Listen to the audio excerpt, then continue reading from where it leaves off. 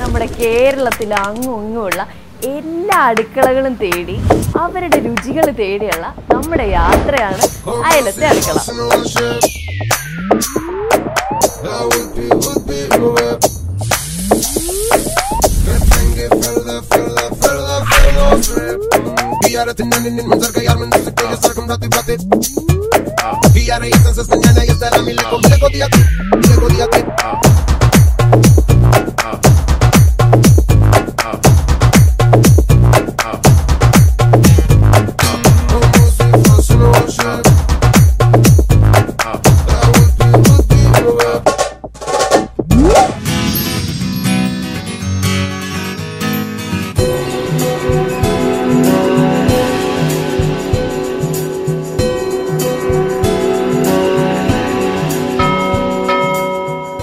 ചേർത്തലയിലാണ് ഞാൻ നിൽക്കുന്നത്.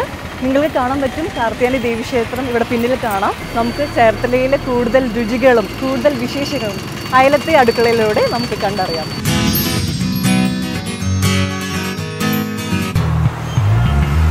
അങ്ങനെ യാത്ര ചെയ്ത് നമ്മൾ അപ്സര ഹോട്ടലിലെ ഫ്രണ്ടിൽ എത്തിയിരിക്കുകയാണ്. ഒരുപാട് സ്പെഷ്യാലിറ്റി ഉള്ള ഹോട്ടലാണ് അപ്സര. NH47 ചേർത്തലയ്ക്ക് അടുത്താണ് അപ്സര ഹോട്ടൽ. കേരളത്തിലല്ല, ഇന്ത്യയിലല്ല, ലോകത്തുള്ള എല്ലാ ഹോട്ടലിലും മാതൃകയാക്കിയിരിക്കേണ്ട ഹോട്ടലാണ് അപ്സര ഹോട്ടൽ. ഇവിടുത്തെ സ്പെഷ്യാലിറ്റിയും രുചികളും വിശേഷങ്ങളും നമുക്ക് കണ്ടറിയാം.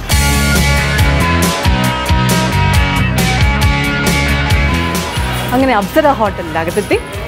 ഇവിടെ സ്പെഷ്യലായിട്ട് ഡിഷ് എന്ന് പറയാനൊന്നുമില്ല കേട്ടോ. സാധാരണ കേരളത്തിൽ കിട്ടുന്ന നല്ല നാടൻ ടേസ്റ്റ് ഫുഡാണ് ഇവിടെ കിട്ടുന്നത്. പിന്നെ ഈ ഹോട്ടലിനെ സ്പെഷ്യലാക്കുന്ന വേറെ വേറെ കാര്യങ്ങളുണ്ട്. നിങ്ങൾക്ക് ചുറ്റും നോക്കിയാൽ കാണാൻ പറ്റും എന്തൊക്കെയാണ് ആ കാര്യങ്ങളുണ്ട്.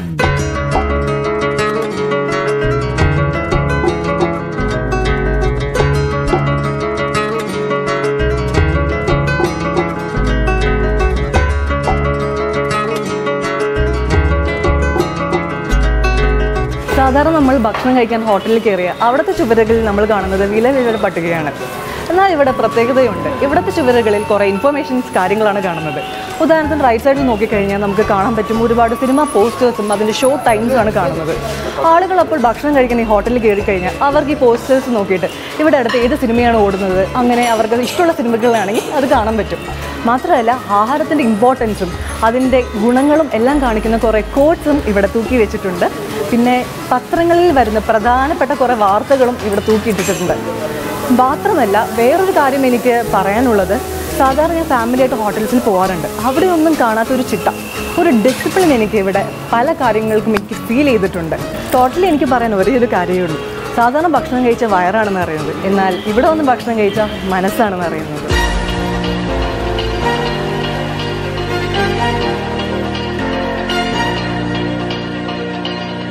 ഞാനിപ്പോൾ നിൽക്കുന്നത് അപ്സര ഹോട്ടലിലെ അടുക്കളയിലാണ്.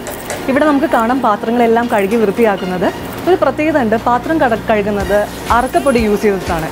ഈ അറക്കപ്പൊടി സാധാരണ മരം മുറിച്ച് കിട്ടുന്ന ഒരു പൊടിയാണ് അറക്കപ്പൊടി. ഭക്ഷണം കഴിച്ച് വരുമ്പോൾ സാധാരണ ലിക്വിഡ് വേസ്റ്റ് പാത്രങ്ങൾ ഉണ്ടാവാറുണ്ടല്ലോ. നമുക്ക് ഈ അറക്കപ്പൊടി വെച്ചിട്ട് ആ ലിക്വിഡ് വേസ്റ്റ് കളയുകയും ചെയ്യാം. ഒരു മിനിമം വാട്ടറിൽ നമുക്ക് പാത്രങ്ങൾ കഴുകിയെടുക്കുകയും ചെയ്യാം. ഈ അറക്കപ്പൊടി നമുക്ക് പാചകത്തിൽ യൂസ് ചെയ്യാം. അത് അടുപ്പിലിട്ട് കഴിഞ്ഞാൽ നമുക്കത് പാചകം ചെയ്യാനും യൂസ് ചെയ്യാൻ പറ്റും. ഇതെല്ലാവർക്കും വീട്ടിൽ ട്രൈ ചെയ്യാൻ പറ്റുന്ന ഒരു സാധനമാണ്.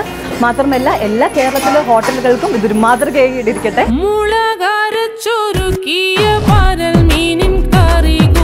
ഞാൻ ഈ അടുക്കളയിൽ കറങ്ങി നടക്കാണ്. പറ്റിയാണ് എൻ്റെ കയ്യിലുള്ളത്. നല്ല ഉപ്പും നല്ല മഞ്ഞപ്പൊടിയും നല്ല മുളകും ഇട്ട് പരട്ടി ഇങ്ങനെ വെച്ചിട്ട് എണ്ണയിലിട്ട് വറുത്തെടുക്കാൻ വേണ്ടി ഇവിടുത്തെ ചേച്ചിമാർ കാത്തിരിക്കുകയാണ്. സമയം ഇപ്പോൾ ഉച്ചയായി കാണും. എനിക്ക് നല്ല വിശപ്പുണ്ട്. ഞാൻ ഇവിടെ നിന്ന് എന്തായാലും കഴിച്ചിട്ടേ പോവുള്ളൂ.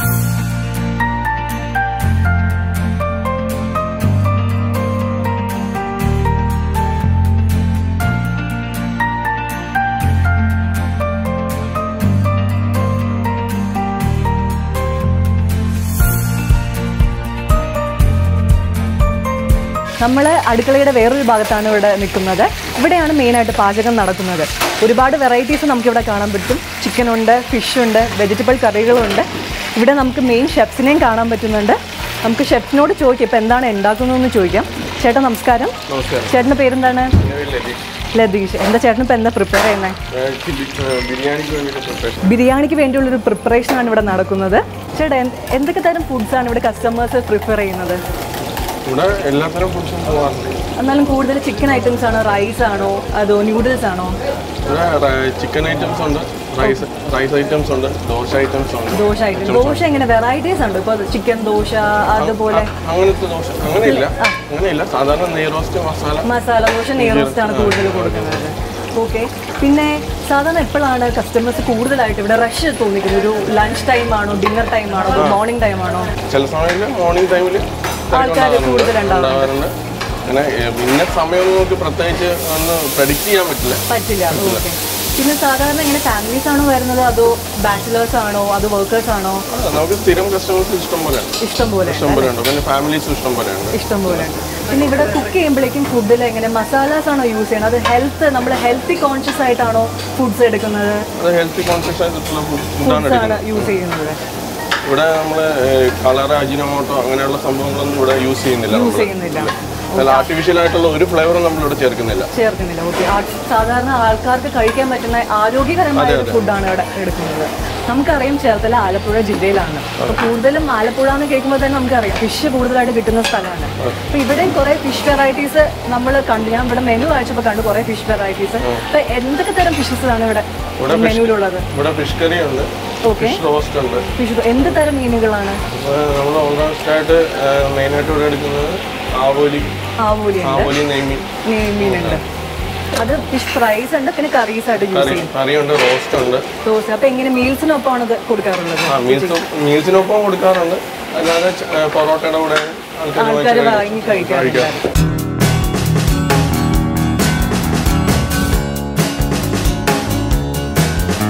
അങ്ങനെ സാധാരണ ഹോട്ടലിൽ നിന്നും ഒരുപാട് വ്യത്യസ്തമായ കുറേ പ്രത്യേകതയുള്ള കാര്യങ്ങൾ ഞാൻ ഇവിടെ വന്നപ്പോൾ കണ്ടു. പ്രത്യേകത എന്ന് പറയുമ്പോൾ സാധാരണ ഭക്ഷണം ഉണ്ടാക്കുക, അത് വിശേഷാൽ ഭക്ഷണം ഉണ്ടാക്കുക, അത് കുറച്ച് സ്റ്റൈലായിട്ടും കുറച്ച് ആകർഷകമായി ഉണ്ടാക്കുക, ഇതിലൊക്കെയാണ് ഹോട്ടലുകാർ ശ്രദ്ധിക്കാറുള്ളത്. നമ്മൾ ഇതിലല്ല ശ്രദ്ധിക്കുന്നത്. ഭക്ഷണത്തിന് അത്യാവശ്യം വേണ്ട വൃത്തിയും ശുദ്ധിയൊക്കെ വേണം, അത് നമ്മൾ ശ്രദ്ധിക്കുന്നുണ്ട്. ഒരു ഭക്ഷണശാലയ്ക്ക് അത്യാവശ്യം വേണ്ട സത്യസന്ധതയും ധർമ്മവും നീതിയൊക്കെ ഇതിനാവശ്യമുണ്ട്. ഇത് ഒരു ആശുപത്രി പോലെ തന്നെ പ്രാധാന്യമുള്ളതാണെന്നാണ് എൻ്റെ ഒരു വിശ്വാസം. ഒരു ഭക്ഷണശാലയ്ക്ക് വേണ്ടതായ സത്യം, ധർമ്മം, നീതി മുതലായതൊക്കെ വേണം, അത് ഉണ്ടായിരിക്കണം. അത് ഞങ്ങൾ കഴിയാവുന്നിടത്തോളം പാലിക്കുന്നുണ്ട്. അതിലാണ് നമ്മൾ ശ്രദ്ധിക്കുന്നത്. അതിന് വേണ്ട എല്ലാ ക്രമീകരണങ്ങളും നമ്മൾ പുറകിൽ ചെയ്തിട്ടുണ്ട്. വേണമെങ്കിൽ നിങ്ങൾക്ക് എപ്പോഴും വേണമെങ്കിലും നോക്കാം, ഇപ്പോഴും നോക്കാം, എപ്പോഴും നോക്കാം, എന്ത് വേണമെങ്കിലും ചെയ്യാം. ഓക്കെ. ഇങ്ങനെ ഒരു ഹോട്ടൽ തുടങ്ങാൻ ആരാണ് മോട്ടിവേഷൻ തന്നത്? ഇത് അങ്കിളുടെ ഐഡിയയിൽ ഉണ്ടായിരുന്ന ഇത് ഹോട്ടൽ തുടങ്ങാന്ന് പറഞ്ഞാലേ അത് ജീവനോപാധി എന്നുള്ള നിലയിൽ തുടങ്ങിയെന്ന് മാത്രമേ ഉള്ളൂ. ഇപ്പോൾ ഹോട്ടൽ തുടങ്ങുന്നതിന് പിന്നെ വിദ്യാഭ്യാസം വേണ്ട, മറ്റ് യോഗ്യത വേണ്ട, ഒന്നും വേണ്ട. ഉള്ള കാശ് കൊണ്ട് കുപ്പിയും പാട്ടയൊക്കെ ആയിട്ട് തുടങ്ങാൻ പറ്റും. അങ്ങനെ തുടങ്ങിയെന്ന് മാത്രമേ ഉള്ളൂ. അല്ലാതെ ഇതിന് വേറെ പ്രത്യേകതകളൊന്നും. പിന്നെ നമ്മൾ തുടങ്ങി നടത്തിയൊക്കെ വന്നപ്പോൾ ഇങ്ങനെ ആയി എന്ന് മാത്രമേ ഉള്ളൂ. അല്ല ഇങ്ങനെ ഒരു ലക്ഷ്യം വെച്ചുകൊണ്ട് തുടങ്ങിയ ഹോട്ടലല്ല. എങ്കിലും ഒരു നല്ല ലക്ഷ്യത്തിൽ ഇത് അങ്ങനെ ലക്ഷ്യത്തിലൂടെ ഇത് കടന്നു പോയിക്കൊണ്ടിരിക്കുകയാണെന്നുള്ളത് നമ്മളിപ്പോൾ മനസ്സിലാക്കുന്നുണ്ട്. എത്ര വർഷമായി ഹോട്ടൽ തുടങ്ങിയിട്ട്? ഞാനിപ്പോൾ തുടങ്ങിയിട്ട് 50 വർഷമായി. 50 വർഷമായി. എങ്ങനെയാണ് ഇപ്പോൾ തുടക്കം പോലെ തന്നെ കസ്റ്റമേഴ്സ് ഒരുപാട് കൂടിയിട്ടുണ്ടോ, അതോ തുടക്കം പോലെ തന്നെയാണോ? തുടക്കത്തിൽ വളരെ ബുദ്ധിമുട്ടുണ്ടായിരുന്നു, ക്ലേശം ഉണ്ടായിരുന്നു, അരിഷ്ടത ഉണ്ടായിരുന്നു, ദയനീയമായിരുന്നു. പിന്നെ നമ്മൾ അതിൽ നിന്ന് മനസ്സിലാക്കിയെന്ന് പറഞ്ഞാൽ നമ്മൾ അതിൽ പാലിക്കേണ്ട സത്യസന്ധത ആണ് ഇതിൽ മുഖ്യമായ വിഷയം എന്നുള്ളത് നമുക്ക് ഉള്ളിൽ തട്ടി അന്നേ സ്പർശിച്ചിട്ടുണ്ടായിരുന്നു. നമ്മൾ അതിലാവശ്യമായ ശ്രദ്ധയും ശുദ്ധിയും വൃത്തിയൊക്കെ നമ്മൾ പാലിക്കുന്നുണ്ട്. അതിലാണ് നമ്മൾ ആദ്യം തൊട്ടേ പരിശീലിച്ചു പോകുന്നത്. അതാണ് നമ്മളിപ്പോഴും മുറുകെ പിടിക്കുന്നതാണ്. അല്ലാതെ ഇത് വില കുറച്ച് കൊടുക്കണമെന്നോ, അല്ലെങ്കിൽ ഇത് കുറച്ച് നിറം വരുത്തി കൊടുക്കണമെന്നോ, കുറച്ച് മണം വരുത്തി കൊടുക്കണമെന്നോ എന്നൊന്നും നമ്മൾ ആഗ്രഹിക്കുന്നില്ല. കൊടുക്കുന്ന ഭക്ഷണം 100% ഉത്തരവാദിത്തമുള്ളതും ഉത്തമമായിരിക്കണം. അങ്ങനെ നമ്മൾ കൊടുക്കുന്നത്. ഭക്ഷണം മരുന്നാണെന്നാണല്ലോ എല്ലാവരും പറയുന്നത്. അത് സത്യവുമാണ്. എല്ലാവരും പറയുന്നതല്ല, സത്യവുമാണ്. അപ്പോൾ നമ്മൾ അതിന് ഞാൻ മനസ്സിലാക്കുന്നത് ഭക്ഷണശാലയിലൂടെയാണ് ഒരുപാട് രോഗങ്ങൾ ആളുകൾക്ക് പകരുന്നെന്ന് പോലും ഞാൻ മനസ്സിലാക്കുന്നുണ്ട്. കാരണം ആ ഹോട്ടലുകാരൻ്റെ അശ്രദ്ധ കൊണ്ട്, അവൻ്റെ അറിവില്ലായ്മ കൊണ്ട്, അവൻ്റെ അവിവേകം കൊണ്ട് ധാരാളം നിരപരാധികളായ കസ്റ്റമേഴ്സിന് പല ദുഃഖടങ്ങളും വരാം. ഹോട്ടലുകാരൻ ശ്രദ്ധിച്ചില്ലെങ്കിൽ. നമ്മളത് കഴിയാവുന്നിടത്തോളം നമ്മൾ ശ്രദ്ധിക്കുന്നത് വിശേഷിച്ച് ഭക്ഷണശാലയിൽ നൽകുന്ന കുടിവെള്ളത്തിലൂടെയാണ് രോഗം പകരാനുള്ള ഏറ്റവും കൂടുതൽ സാധ്യത. എന്ന് പറഞ്ഞാൽ മറ്റ് വിഭവങ്ങളെ കറി, ചോറ്, പലഹാരങ്ങളൊക്കെ എപ്പോഴെങ്കിലും 100 ഡിഗ്രിയിൽ തിളച്ചത് ആയിരിക്കും. കുടിവെള്ളം എന്ന് പറയുമ്പോൾ അവൻ ഇതിൽ തിളച്ച് കഴിഞ്ഞാൽ പച്ചവെള്ളം ചേർക്കും. ഹോട്ടലിൽ സംഭവിക്കുന്നതാണ്. ഈ പച്ചവെള്ളം ഏത് തോട്ടിലതാണ്, ഏത് കുളത്തിലതാണ് ആർക്കും ഒരു പിടിയുണ്ടായിരുന്നു. തിളപ്പിക്കുമ്പോൾ സർവമാന കുഴപ്പങ്ങളും എന്നാണ് തിളച്ച് കഴിയുമ്പോൾ തീരെ. അതിൽ കൂടുതൽ നമുക്കിപ്പോൾ എന്ത് ചെയ്യാനൊക്കെ. പിന്നെ അതിൽ അപ്പുറം വല്ലതും ചെയ്യാനുണ്ടെന്ന് ആരെങ്കിലും പറഞ്ഞാൽ പോലും നമുക്കതൊന്നും അറിയാൻ പാടില്ല. മനുഷ്യന് ചെയ്യാവുന്ന ഇത്രയും ചെയ്യാൻ പറ്റില്ല. മാക്സിമം കൊണ്ട് തിളപ്പിക്കുക, പച്ചവെള്ളം ചേർക്കാതെ, ഒരു തുള്ളി പച്ചവെള്ളം ചേർക്കുക. വീട്ടിലും ഇത് തന്നെയാണ് ഫോളോ ചെയ്യുന്നത്? ഹോട്ടലിൽ പോലെ തന്നെയാണ് വീട്ടിലും വെള്ളം തിളപ്പിച്ച് കുടിക്കുന്നത്? വെള്ളം നമ്മൾ 4-5 പേരിലല്ല, ഇതിപ്പോൾ ഒരു 5 മിനിറ്റ് കൊണ്ട് വെള്ളം തിളപ്പിച്ചാൽ വൈകുന്നേരം വരെ അത് കുടിക്കാം. എന്നാൽ ഇവിടെ ഞങ്ങൾ 100% ഏത് സമയവും ഈ വെള്ളം സുരക്ഷിതമാക്കാൻ നമ്മൾ ശ്രദ്ധിച്ചുകൊണ്ടിരിക്കുകയും സുരക്ഷിതം. അങ്ങനെ കുറേ തിരക്ക് വന്നെന്ന് പറഞ്ഞ് അന്നേരം വെള്ളം തിരക്കി ഓടാനും പച്ചവെള്ളം ചേർക്കാനും ഇതിൻ്റെ ഒന്നും ഒരു ആവശ്യമില്ല. ഇവിടെ എപ്പോഴും ബാക്ക്ഗ്രൗണ്ടിൽ ഒരു വലിയ പാത്രം വെള്ളം എപ്പോഴും തിളച്ചുകൊണ്ടിരിക്കും. ഞങ്ങൾക്ക് ഏത് സമയവും ഉറപ്പാണ് ആളുകൾക്ക് കൊടുക്കാൻ പറ്റുന്നത്. അത് കൊടുക്കണമെന്നുള്ള ഒരു ഉത്കടമായ ഒരു തീരുമാനം ഉള്ളത് കൊണ്ടാണ്.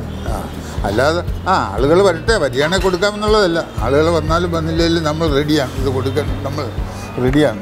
ഞങ്ങളുടെ കുടിവെള്ളം വളരെ വില കൂടുതലുള്ളതാണ്. അതുകൊണ്ട് തന്നെ ആരെങ്കിലും കുപ്പിയൊക്കെ കൊണ്ടുവന്ന് ഞങ്ങൾ അതിൽ കൊടുക്കുകയില്ല. പിന്നെ ഇവിടുത്തെ സ്റ്റാഫ്സിന് ഞാൻ ശ്രദ്ധിച്ച വേറൊരു കാര്യം, നല്ല ഡിസിപ്ലിൻ ഉണ്ട്. അപ്പോൾ അതെങ്ങനെയാണ് അങ്കിള് എൻ്റെ ഒരു പിൻബലം അതിലുണ്ടോ, ആ ഒരു ഡിസിപ്ലിൻ വരാൻ വേണ്ടി?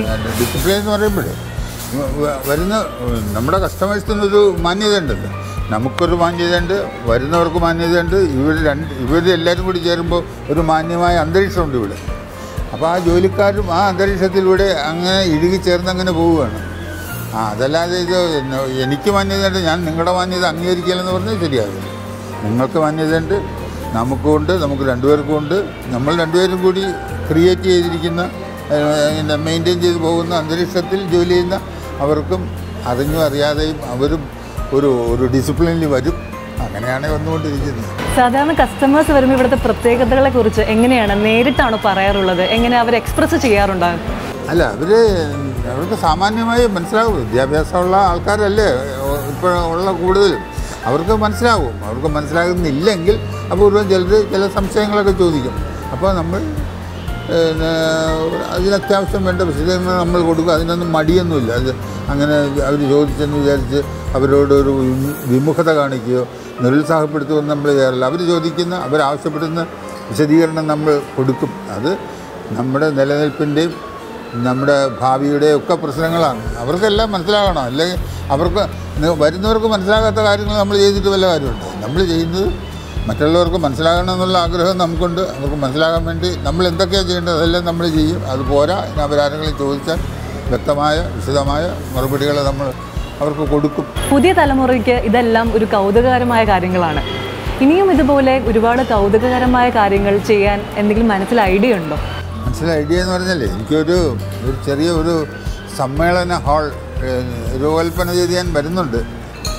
അപ്പോൾ സമ്മേളന ഹാളെന്ന് പറഞ്ഞാൽ അവിടെ ആൾക്കാർ സമ്മേളിക്കും, അവരവിടെ സൗഹൃദം സ്ഥാപിക്കും, അവിടെ ഭക്ഷ്യമേളകൾ നടത്തും, പൊതുയോഗങ്ങൾ നടത്തും. അപ്പോൾ അതിനുള്ള ചില സംവിധാനങ്ങളൊക്കെ നമ്മൾ സ്വരുക്കൂട്ടി വരുന്നുണ്ട്. അതാണ് എൻ്റെ ഒരു അടുത്ത ഐഡിയ. അപ്പോൾ ഒരു സമ്മേളന ഹാളെന്ന് പറയുമ്പോൾ സാധാരണ എല്ലാ സ്ഥലത്തും സമ്മേളന ഹാള് ഉണ്ട്. പക്ഷെ അവിടെയൊക്കെയും ഭയങ്കര ഈ പ്രതിഫലനവും ശബ്ദഘോഷങ്ങളും ഇതെല്ലാം കൊണ്ട് അസഹ്യത കൊണ്ട് ആൾക്കാർ പൊറുതിമുട്ടും. അപ്പോൾ ആ ഒരു അവസ്ഥ ഉണ്ടാകാതിരിക്കാൻ എന്തൊക്കെ വേണമെന്നുള്ളതാണ് ഞാനിപ്പോൾ ആലോചിച്ചുകൊണ്ടിരിക്കുന്നത്. ഈ പ്രതിഫലനം എക്കോ അതൊക്കെ ഉണ്ടാവാതിരിക്കാൻ എന്തെങ്കിലുമൊക്കെ മാർഗമുണ്ടോ ഇല്ലെന്നൊക്കെയാണ് നമ്മൾ ആലോചിക്കുന്നത്. അങ്ങനെ ഒരെണ്ണത്തിനെ പറ്റി ഇങ്ങനെ ആലോചിച്ചുകൊണ്ടിരിക്കുകയാണ്. ദൈവം സഹായിച്ചാൽ അത് ഒരുമാതിരി സാധ്യതപ്രായമായേക്കാം. ഞങ്ങളിവിടെ ഷൂട്ട് ചെയ്യാൻ വന്നപ്പോൾ ഒരു സ്പെഷ്യലായിട്ടൊരു ഡിഷൊന്നും ഇവിടെ കണ്ടില്ല.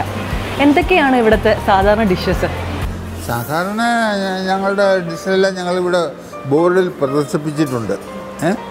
അത് കൂടെ പിന്നെ ഓരോ ആൾക്കാരുടെ അടുത്ത് ചെന്ന് ഞങ്ങൾ അവരെ പ്രേരിപ്പിക്കുക നമ്മൾ ചെയ്യാറില്ല. കാരണം അവർക്ക് അത്യാവശ്യം ഇല്ലാത്ത ഭക്ഷണം നമ്മൾ പ്രേരിപ്പിച്ച് അവരെ കൊണ്ട് വാങ്ങിപ്പിക്കുക എന്നുള്ള അതാണ് ഇവിടെ ഒന്നും പറഞ്ഞു കേൾക്കാത്തതും അതിൻ്റെ കാര്യം. ഇവിടെ ഞങ്ങൾ എല്ലാം ഇതെല്ലാം ഇവിടെ നമ്മൾ എഴുതി കാണിച്ചിട്ടുണ്ട്. അവിടെ നോക്കി ആൾക്കാർ വാങ്ങുക. പിന്നെ നമ്മൾ പ്രേരിപ്പിച്ച് അവരെ വശംബന്ധിതരാക്കി നമ്മൾ അവരെ കൊടുക്കുന്നില്ല.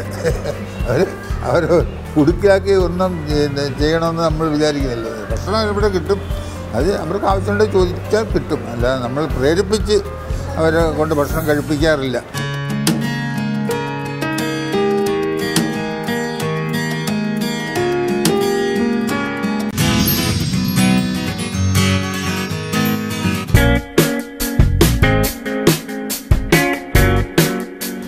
സാധാരണ നമ്മൾ ഹോട്ടലിൽ കാണുന്നൊരു കാഴ്ചയാണ് നമ്മൾ ബാക്ക് സൈഡിൽ ഈ വെജിറ്റബിൾസ് യൂസ് ചെയ്തതും മത്സ്യവും ചിക്കൻ്റെയൊക്കെ ഒരു വേസ്റ്റ് കാണുന്നത്. പക്ഷേ ഞാനിത് ഇവിടെ കണ്ടില്ല. അപ്പോൾ എങ്ങനെയാണ് ഈ മാലിന്യങ്ങളെല്ലാം ഇവിടെ പ്രോസസ്സ് ചെയ്തിട്ട് അത് ഇല്ലാതാക്കുന്നത്? എങ്ങനെയാണെന്ന് എക്സ്പ്ലെയിൻ ചെയ്തത്? ഇത് മത്സ്യമാംസങ്ങളുടെ ഇതാണ്. ഇപ്പോൾ ഇവിടുത്തെ പ്രൈമറി സ്റ്റേജ് എന്ന് പറയുമ്പോൾ ഇവിടുന്ന് വരുന്ന നേരെ നമ്മൾ വീടുകളിൽ ഉപയോഗിക്കുന്ന സെപ്റ്റിക് ടാങ്ക് മാതിരിയുള്ള അതേ സെപ്റ്റിക് ടാങ്ക് തന്നെ ഇവിടെ ഡിസൈൻ ചെയ്ത് വെച്ചിരിക്കുന്നത്. അതിലേക്കാണ് ഇത് പോകുന്നത്. ഇതിൽ നിന്നുള്ള പ്രോസസ്സെല്ലാം കഴിഞ്ഞ് ഇതേ വേസ്റ്റ് വാട്ടർ വരുന്നത് ഞങ്ങളുടെ മെയിൻ ടാങ്കിൽ ഞങ്ങൾ സ്വീകരിക്കും. അവിടെ ചെന്ന് കഴിഞ്ഞിട്ട് ഞങ്ങൾ അവിടെ ഇത് ട്രീറ്റ് ചെയ്ത് പിന്നെ വാട്ടർ ട്രീറ്റ്മെൻ്റ് ഉണ്ട്. അത് കഴിഞ്ഞ് ആ വെള്ളം വളരെ ലൈറ്റാണ്, അത് മണ്ണിലേക്ക് ഇറങ്ങിപ്പോകും. ആ വിധത്തിൽ ആക്കിയ വെള്ളം എടുത്തിട്ട് ഞങ്ങൾ മണ്ണിലേക്ക് വിടുകയാണ്. ഇത് നേരെ പോയാൽ ഇത് എങ്ങും കിടക്കില്ല, താറൊരുക്കി ഇട്ടിരിക്കുന്ന പോലെ കിടക്കും. എങ്ങും പോകത്തില്ല, എങ്ങും എത്തുകയില്ല. ഇപ്പോൾ ഇവിടുന്ന് പോയാലും ഇവിടുന്ന് അവിടെ ചെന്നിട്ട് അവിടെ വാട്ടർ ട്രീറ്റ്മെൻ്റ് എല്ലാം കഴിയുമ്പോൾ വെള്ളം ലൈറ്റാവും. വെള്ളം നേരത്തങ്ങോട്ട് വരുമ്പോൾ ആ വെള്ളം മണ്ണിലേക്ക് ഇറങ്ങിപ്പോവും. അങ്ങനെയാണ് ഞങ്ങൾ ചെയ്തുകൊണ്ടിരിക്കുന്നത്.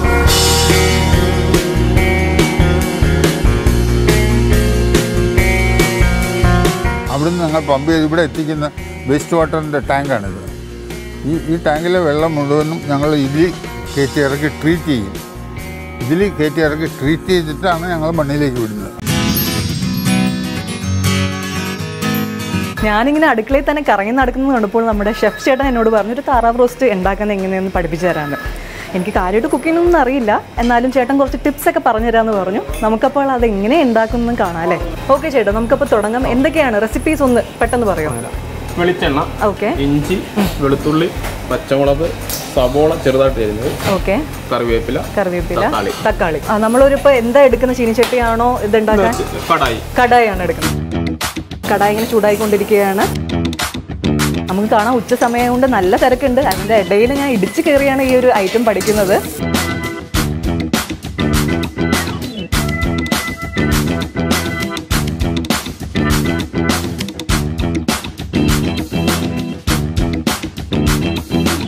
നമ്മൾ വെളിച്ചെണ്ണ ചൂടാക്കി അതിലേക്ക് ഇഞ്ചി, വെളുത്തുള്ളി, പിന്നെ സവാള, പിന്നെ പച്ചമുളകും കൂടെ ഇട്ടിട്ട് നമുക്ക് കാണാൻ പറ്റുന്നുണ്ട് നല്ലപോലെ വഴറ്റി വരേണ്ട. ഒരു ലൈറ്റ് ബ്രൗൺ, ഇഞ്ചിയൊക്കെ ലൈറ്റ് ബ്രൗൺ ആവുന്നുണ്ട്. അതുപോലെ സവാള ഇങ്ങനെ വാട്ടി വരുന്നുണ്ട്.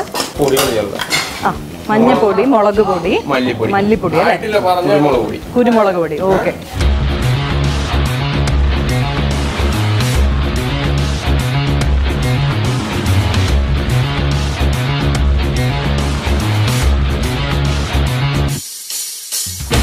നമ്മൾ പൊടികൾ മഞ്ഞപ്പൊടി, മുളക് പൊടി, മല്ലിപ്പൊടി, പിന്നെ ഗരം മസാല കൂടി അതിലേക്ക് ഇട്ടിട്ടുണ്ട്.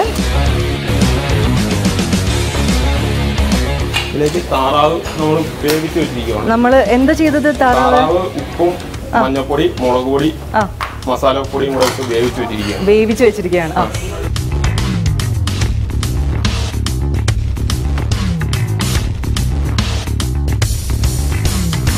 നല്ല സ്മെല്ല് വരുന്നുണ്ട്. വിശന്ന് തുടങ്ങി.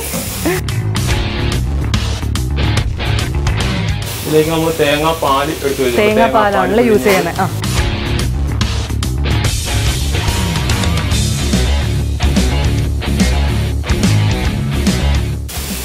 അതിലേക്ക് തക്കാളി ചേർക്കാം.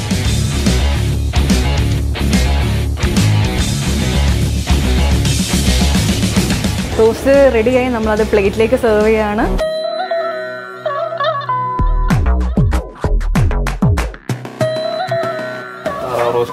ഓക്കെ, താറാവ് റോസ്റ്റ് റെഡി. ഞാനിതൊന്ന് ടേസ്റ്റ് ചെയ്ത് നോക്കാം. നല്ല ചൂടുണ്ട്.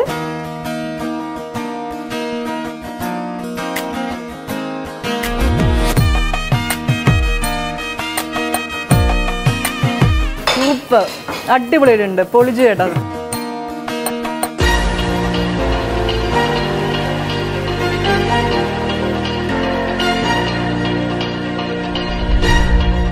ചേർത്തലയ്ക്ക് സമീപമുള്ള അപ്സര ഹോട്ടലിലെ രുചികളും വിശേഷങ്ങളുമാണ് നിങ്ങൾ കണ്ടത്.